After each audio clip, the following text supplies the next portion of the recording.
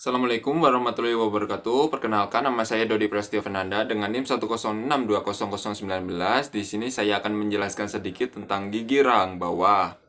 Untuk yang pertama yaitu gigi insisif 1 sentral rahang bawah kanan, gigi 41. Di sini untuk labialnya seperti kapak ya, teman-teman. Untuk sudut mesio insisalnya ini 90 derajat. Kemudian untuk sudut disto insisalnya ini hampir 90 derajat. Untuk akarnya di sini berbelok ke distal, sisi mesial sama distal itu lurus, kemudian mengecil membentuk cervical line yang melengkung ke apex.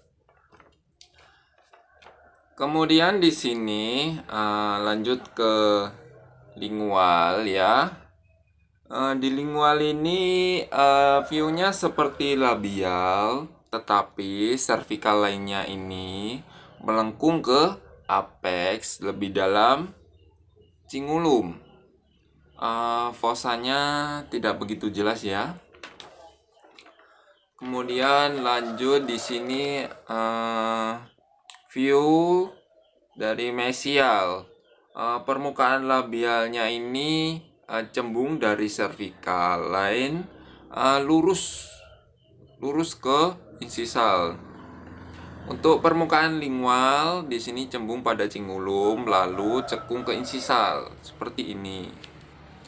Kemudian lanjut ke distal. Di sini distal ini sama seperti mesial. Cervical line-nya ini melengkung ke insisif tapi kurang 1/3 cervical. Kemudian lanjut ke insisal. Untuk permukaan labialnya ini lebih besar daripada lingualnya ini. Untuk mesial dan distal ini simetris. Ukuran labiolingualnya lebih besar dari mesiodistal. Yang kedua yaitu insisif lateral rahang bawah kanan gigi 42. Di sini untuk labialnya ya, sudut mesio insisalnya ini hampir 90 derajat.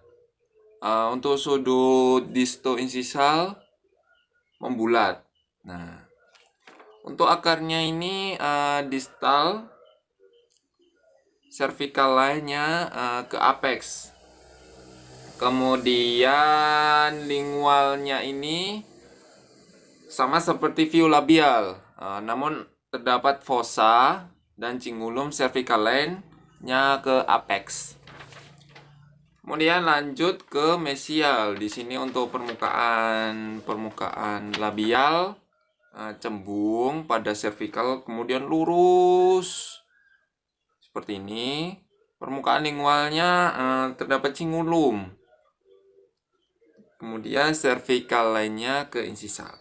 Nah, lanjut ke distal. Untuk distal sama seperti view mesial, namun cervical line tidak dalam ya. Lanjut ke view insisal. Permukaan labial lebih lebar dari lingual.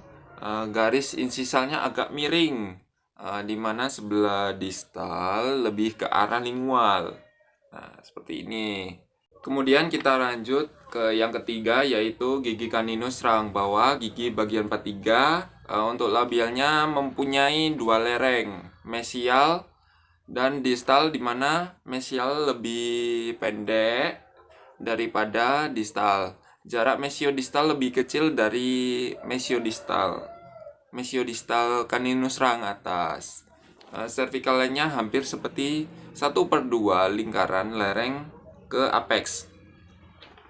Kemudian untuk lingualnya di sini cingulum, fossa tidak terlalu jelas, namun ada cervical line ke apex. Kemudian kita lanjut ke mesial.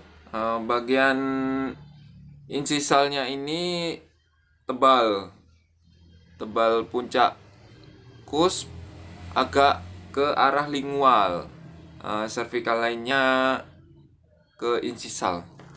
Kemudian lanjut ke distal, view-nya sama seperti mesial, tetapi cervical lainnya ini tidak sedalam mesial. Nah, kemudian lanjut ke insisal. Untuk permukaan labial lebih lebar dari lingual. Lebih lebar dari lingual ya.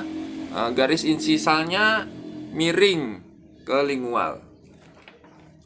Baik, cukup sekian yang dapat saya jelaskan sedikit. Terima kasih. Wassalamualaikum warahmatullahi wabarakatuh.